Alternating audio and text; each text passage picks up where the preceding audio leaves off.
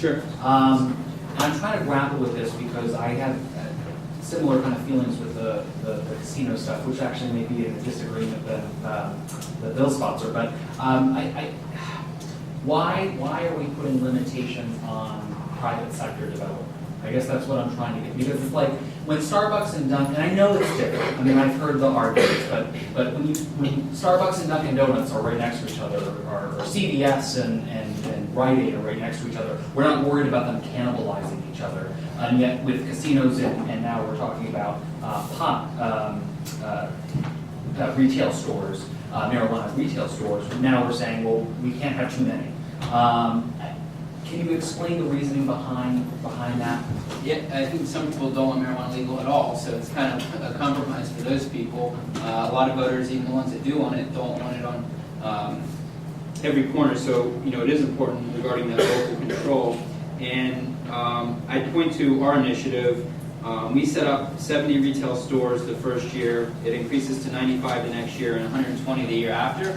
After year 3, that cap expires. So we kind of echo Representative Dion's feelings where we should have a slow, measured rollout. His is a little bit slower than ours, and we think there's actually policy rationale for not so much limiting the amount of retail stores because, like Paul said, that will just make people want to go to the black market. So we kind of reached a compromise, we think. We spent 6 months trying to negotiate with the caregivers and 6 months trying to work with the dispensaries. This is what came out of it. It's not what either wanted, but that's probably best because we don't work for the industry. We want marijuana prohibition ended, and this is what we think would best do that voters would also approve. Right. Just a follow up. So, and now I'm referencing Representative Russell's bill now, like the per town population, at least one per town. And I'm also kind of delving into this idea of allowing the town, the municipalities to say yay or nay on whether or not they want one of the establishments. That, in the back of my head, sounds good. If we end up in a situation where every town says no, where does that leave like edibles sold at Hannaford? Or where does that leave the bigger establishments that are already there? I'm assuming they could sell some products. Like, can you? And maybe this is just my not understanding that and how the products piece of that works, or who can actually be considered a licensed dispensary if this goes through. Like, could a store that's already out there that's selling different products start selling marijuana products and not be counted towards the town saying no? Or can you explain that breakdown? Sure, there's kind of a lot there, but Representative Russell's, as you said, hers is kind of a formula. The bigger cities can't have more than 4, but there's at least 1 per town. We feel very strongly that towns should be able to choose whether or not they want these in their town. The values of Hollowell is not the same as well, maybe other cities. Millinocket. But your second question is a really great one because it hasn't really been talked about. Most of these proposals set up licenses for they all have at least 4, and those 4 are laboratories for testing, cultivators, product manufacturers, those guys make the edibles or the tinctures, and retail. Only in campaign regulated marijuana like alcohols and Rep. Dion and Representative Russell's proposals, for the most part, only the retail stores are the people that can sell to the consumers. But you can hold more than 1 license as well, so cultivators can hold a retail license as well, and the product manufacturers. You can have 3 actually, but you can't have the lab because those are designed to be independent. So to your question about what if every town says no, I don't think that would happen because 51% of the state has to vote for it, so there's constituents in these towns that want it, and they're going to lose out on some of the benefits from these stores, the added sales tax revenue. Our initiative splits the fees for each one that goes to the town, so they're going to lose out, and I think it'll happen, and they'll pop up. But if a town says no, right, to a retail store going in, saying no, we don't want it, but an existing store acquires a license. Is that possible? Like, I'm thinking of the edibles as a prime example. So, like, and I use Hannaford, but it could be like anything. So, a random store couldn't acquire a retail license to go around that town vote. No, if Falmouth House of Pizza wanted a retail license in the town, they wanted to sell legal marijuana, and the town voted no for retail marijuana establishments, they would be out of luck. There's no, Including edibles.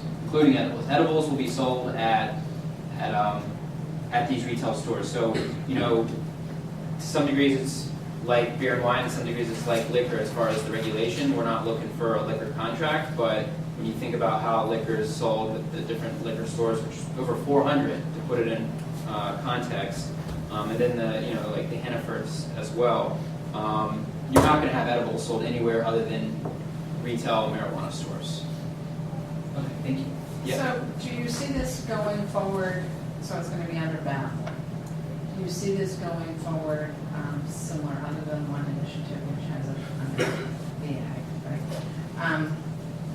You know, having served on Veterans and Legal Affairs, you're having the liquor agencies and the distributor, and then you have the distributors, and then you have, why wouldn't ballot say we issue a license go to the same departments that have the liquor licenses, just to make their job easier?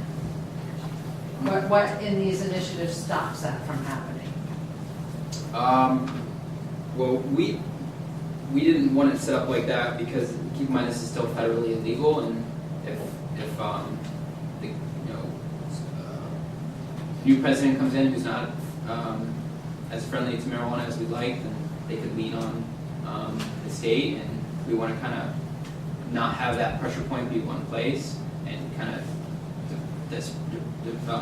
spread it out that way. I'm not sure if I'm answering your question correctly. Nobody brought up another question.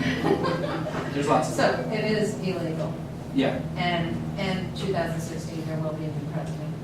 What happens if we pass this and it doesn't go into effect until 2018, but all of a sudden the federal government's got to change their thumb on marijuana?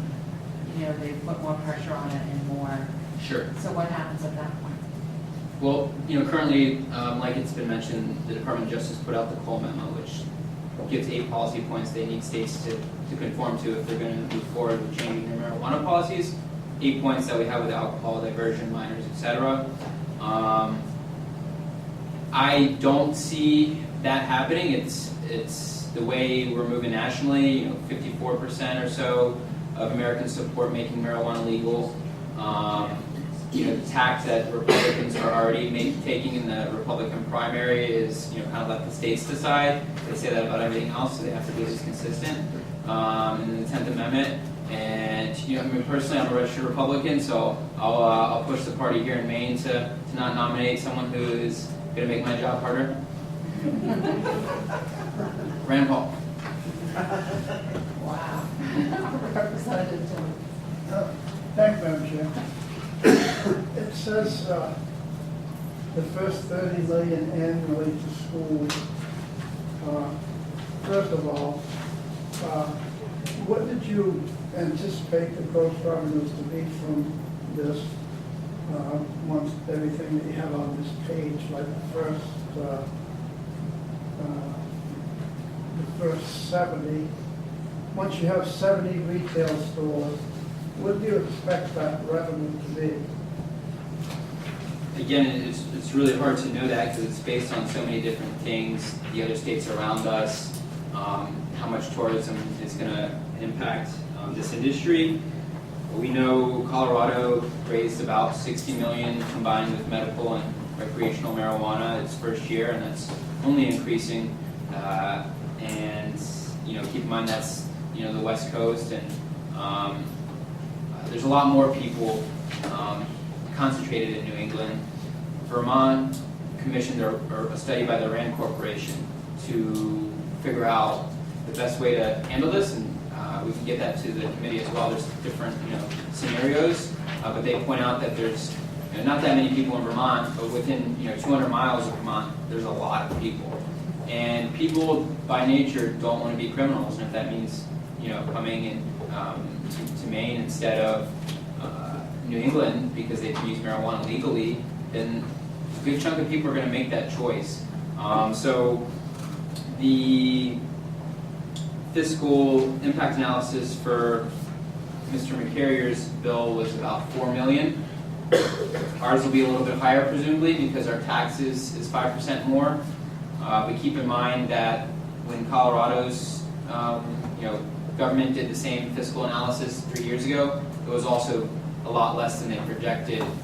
They raised more than what the government projected, so they actually had to give a rebate because of KBOR to all the citizens because it wasn't allocated, so everybody got like a $10 check or $20 check. Certainly. The 70 stores, those would just be private stores, no investment for the initiative. The store would be the 70 retail stores would be no financial commitment from this initiative. If she wants a store to sell this in, you're not building these 70, you're not giving any money toward that whatsoever. No, and it's a great question. That's why, that's correct. They're private, just like any other business, and there's just a cap on the total amount of licenses statewide. It's a temporary one. And that's why our fees may seem high to some people. Applicant fee is $3,000, and then the initial fee, and then the renewal fees are about a third of the initial fee. Because we feel very strongly that these fees should go to pay for the program to get up and running. We shouldn't have tax dollars go to subsidize this program. Legalize Maine fees are quite small, and we think that's counterintuitive. We think it'll take longer to set the program up because everyone who has $250 is going to apply to be in this new industry, and that's just going to bog down the system and getting this up and going. Final? Sure. Why did you pick the school funds, and is it and the teacher compensation, when you start putting things in there, and I know because I've been working with the initiative next door when it talks about large amounts of money, a lot of times you pick things that will get you votes. So I just wondered why you picked the teachers and school construction. Why did you pick roads and bridges? Mm-hmm. You're on the mark with your assumption. Right, that's what I thought. Thank you. So you brought up one of the criminals. That's why we're here. So 1 ounce, and 2.5, is that criminal for possession now? No, it's not, it's civil offense, correct? Right. Yeah, so I heard it a number of times that we're making people criminals, or people are criminals when they're in possession of this. What you have now is not a criminal offense on the paper, it isn't currently under law. I just want to make it clear that people around the horseshoe do know that. No, that's fair, but I feel like, I don't want to dive into semantics, but if I'm doing something illegal, that kind of makes me a criminal. Well, you federally will be. That too. Okay, but it isn't a criminal offense in the state of Maine. It's been decriminalized a long time ago. It's a civil offense. It's a civil And offense. I just want people clear when they talk that way, because you get on radio, you get in front of the press, you get in front of us, and that's what I've heard and Representative Russell's heard me come down on this. It's not a criminal offense, it's a civil offense. So to be stating that we're making people criminals by not passing this, nobody with these possessions that you're talking about are now criminals. It's a civil offense. They're federally criminal, and you can lose your scholarship and Pell Grants, and there's a lot of other And we can't change auxiliary consequences. That isn't anything where you need to talk to different representatives about that issue. So that isn't anything we're working on here. So I heard it a lot yesterday, and you just happened to bring it up and spark me Fair enough. all the time. Fair enough. Thank you. Does anybody else have any other questions? So we'll go to Jane. Thank you very much. Could I just say, this is very helpful. It is. I appreciate it very much. Thank you. But I don't know how you put it together. So maybe you put it together the way I'm going to suggest. But if you didn't, could you be in charge of working with Representative Dion, Representative Russell, and Paul McCarrier to sort of fine tune this to make sure that Everybody's in. everybody is in agreement on what's in their column? Yeah, can I speak to that Yeah. very shortly? We found that there was no advantage in creating a comparison sheet that wasn't objective. It just, doesn't do well for credibility. So, I reached out to all three camps, and I think they're mostly happy, and if they're not, then I'm happy to make the edits if they make sense. So if you find, would you just follow back with everybody if you find anybody isn't? We'll do you have a spare copy we can give to Paul? You can make sure that gets back to us for our next work session. And where Representative Dion isn't here, we've had, like, everybody that's involved in a bill or an initiative. Dan, I know you work closely with Representative Dion's bill. Did you have anything you wanted to add to the questions that have been asked? Thank you very much for your information. Thank you. It was very helpful. Thank you.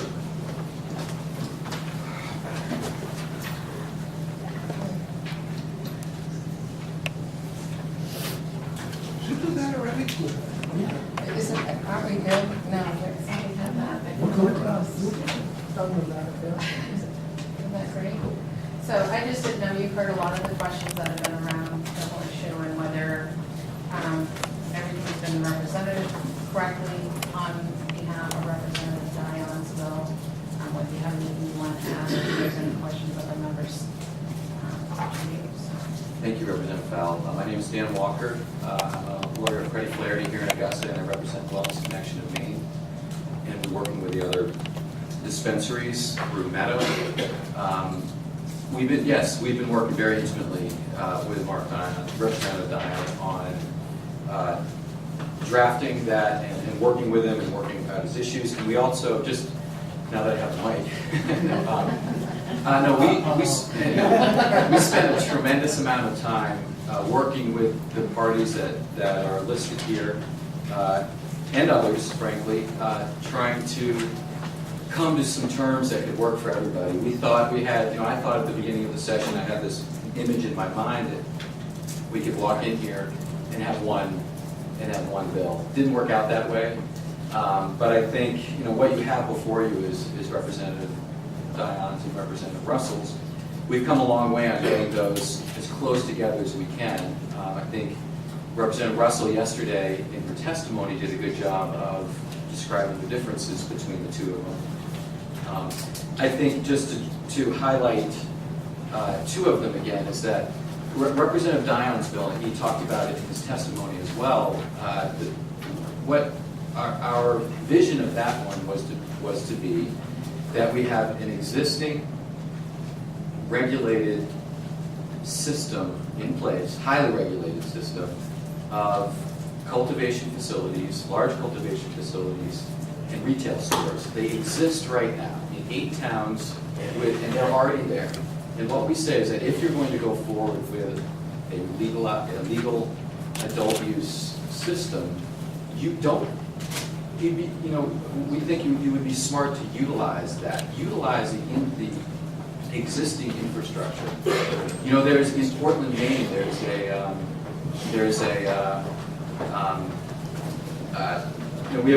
a retail facility there, and use it, expand around that. And so that was our goal for this. Use it as infrastructure, and then grow it. And then as you grow it and fill in the rest of the market, give the other existing compliant members who can demonstrate that they've been compliant with the existing program, allow them to also participate in this market. So that was our vision around Representative Dion's bill. And there's also the question about 2015 versus 2016. That's not something that, frankly, we're going to die on our swords over. However, our thought was, as we saw these two initiatives, both, watching them try to deal with each other, try to negotiate and not miss and not be able to negotiate, seeing that there's clearly two different views of this. One group wants to have retail in every town, and the other one wanted to have more of a controlled growth. We were working with with MPP on that. As we saw them divide, we said, the smart thing to do would let the legislature make a decision and put this on the ballot the year before everything, breaks loose. Now, just to go back to what I think when Representative Russell was talking about a little while ago, if you were to say, right now, if you were to pass something, no competing measure. Let's just say you were to carry this over. I'm not saying do that. I'm just saying if that were to happen, something happened next year and you were to carry it over, and they were both of the initiatives were to be delivered at the end of January when the Constitution sets a deadline for citizens' initiatives in the second legislative session. If you were to then pass something after that date, it would then become, and they were both then certified as having the correct number of signatures, then it would become a competing measure to both. So the ballot would be historic. You have two questions on the same thing with a competing measure.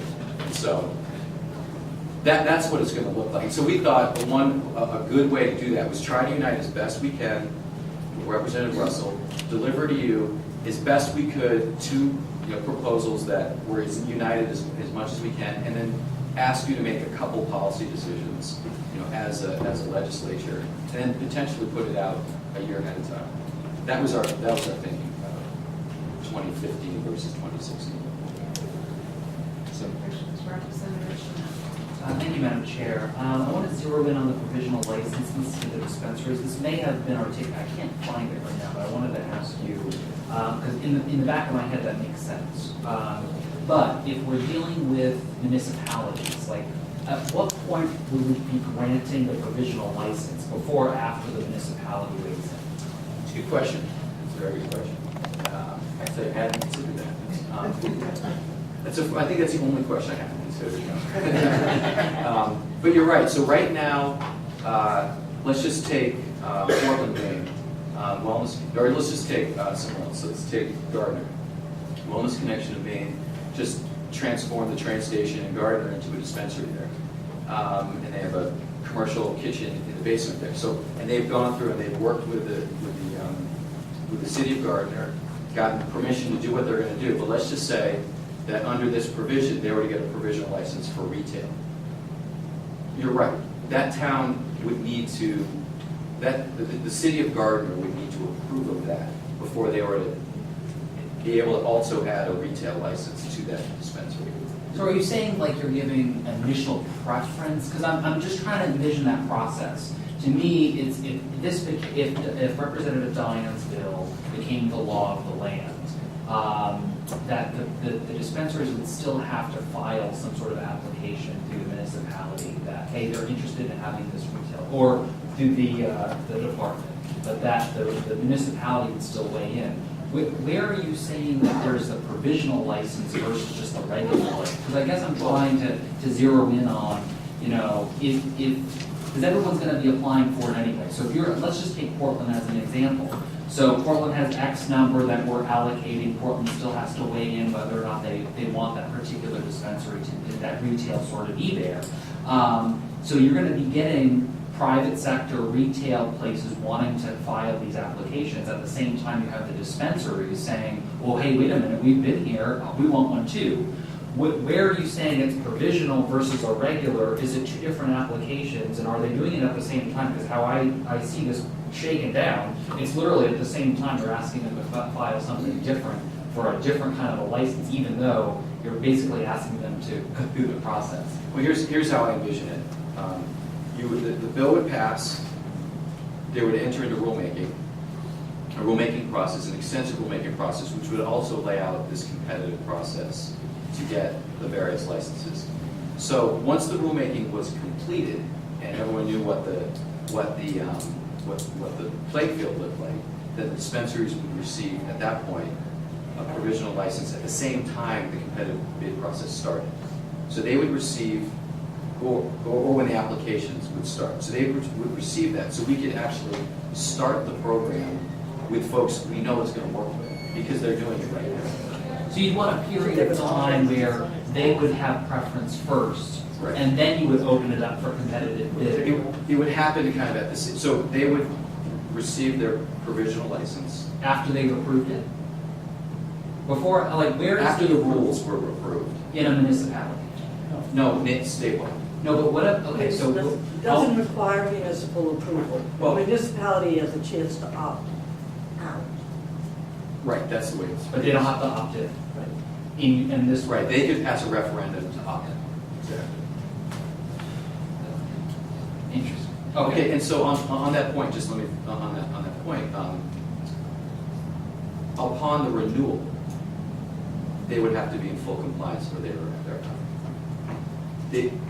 so the act, basically, they would go into effect, and then upon the renewal of the license, that's when, that's when the, And it would count as the number of the official retail number. So if you're capped at Right. 1, and that 1 happens to be the provisional license to the dispensary, then that's it. yeah, let's just say 4 cans. Let's say if Rooster County was to get 1, Yeah. that would be the 1. Okay. Or if Rooster County was to get 4, it'd be 1 of the 4. Okay, thank you. Representative Warren. Thank you, Madam Chair. I just want to reply to Representative Shimek, because I think this hopefully will be helpful to you.